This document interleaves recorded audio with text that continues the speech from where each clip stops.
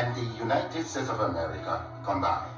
Yes, it is 3 times the area of China, 3 times the area of Europe, 3 times the area of the United States of America. Meaning, you can transplant China, Europe, and United States, and several other countries on the African continent, and they will fit neatly. Africa is 30.5 million square kilometers and a youthful population of 1.3 billion inhabitants. China is 9.6 million square kilometers and 1.4 billion inhabitants. India has a total space of 3.3 million square kilometers and 1.4 billion inhabitants. Now, yet, Africa is projected as overpopulated, and pressure mounts on Africans and their leaders to depopulate. Why? Why? Now, please note, Africa is home to 60% of the world's arable land, 90% of raw material reserve, 40% of gold reserve, 33% of diamond reserve, 95% of platinum reserve, and holds the largest bauxite reserves in the world. Of course, in addition to manganese, woods, uranium, crude oil, and others.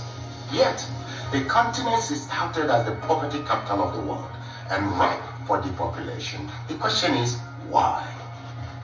Well, President Jacques Chirac of France provides an illuminating insight. He said, "We bled Africa for 4.5 centuries. We looted their raw materials, then we told lies that Africans are good for nothing. In the name of religion, we destroyed their culture. And after being made rich at their expense, we now steal their brains through miseducation and propaganda to prevent them from enacting black retribution against us," unquote. Well, put simply, for over 4 centuries, Africa is not in control of its resources.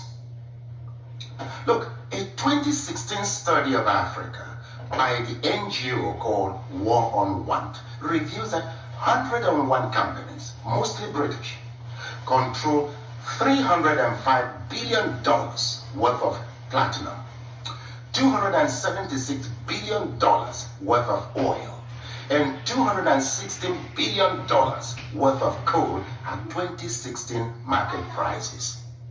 Yes, they own mines or mineral licenses in 37 African countries and control vast swath of Africa's land, 4 times the size of the United Kingdom. Now look, Africa subsidizes the rest of the world by $32 billion annually. A 2017 report by Global Justice Now and other groups estimates that $161.6 billion enter into Africa, while $202.9 billion leave Africa almost every year. For example, in 2017, Africa received a total of $19.7 billion in aid, but paid back $18 billion in debt repayments. Debt burden is killing Africa.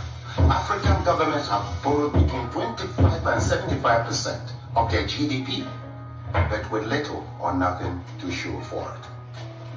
Africans in the diasporas remit not less than $32 billion annually, but multinational companies siphon $32.4 billion in profits and illicit financial outflows. Look, an estimated $29 billion are stolen via illegal logging, fishing, and poaching annually.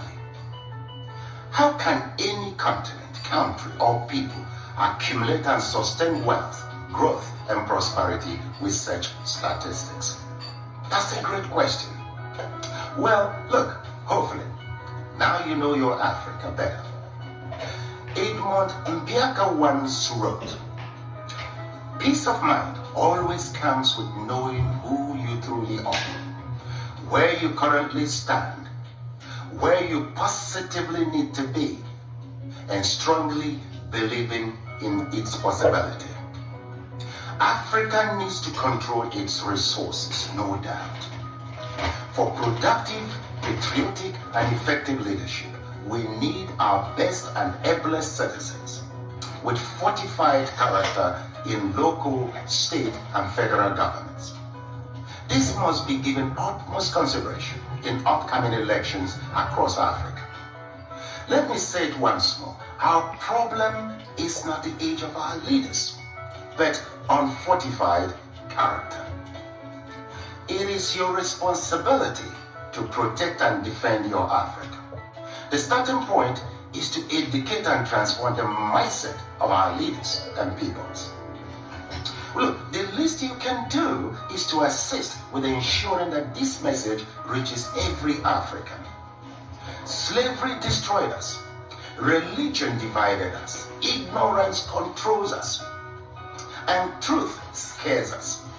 With these retrogressive forces, Africa will remain a dark continent. So we must renew our minds. Please share this video in support of my efforts at reconstructing Africa through mindset transformation. You see, together, we will reconstruct Africa and take